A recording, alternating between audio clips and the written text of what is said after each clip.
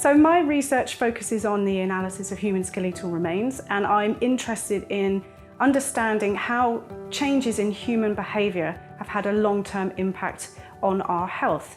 And I do this at the moment through my project on the tobacco health and history, and that's looking at how the arrival and commodification of tobacco has impacted human health over the course of the last 400 years in Western Europe.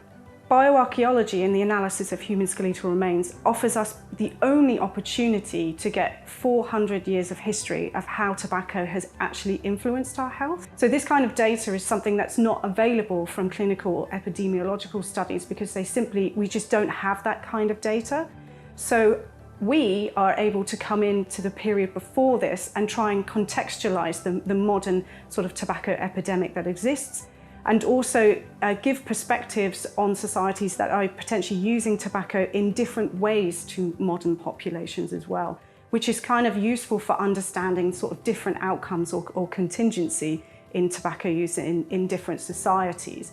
And in fact, some of the ways that our past people may be using tobacco may be more analogous to other populations across the world as well. So it acts also as a useful sort of comparison too.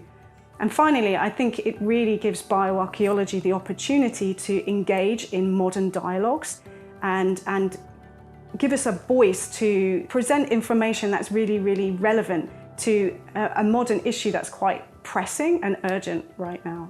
I think my main aim from my research is to bring bioarchaeology into modern dialogues about modern health dilemmas. Bioarchaeology can bring a long-term perspective to many of the problems that we have today. It effectively can contextualize the here and now. Yet I feel that at the moment we don't necessarily get involved in these dialogues, even though we have something important to contribute. So I'm hoping through my project at the moment that we can become involved in some of these modern debates, whether this is about vaping or other products or other intoxicants. So I hope that's where, as a researcher, that I will go in the future. And I'd also like to explore other intoxicants as well. So sugar today is another emerging health problem. And that, of course, came in, I guess, with some of these new products around the same time.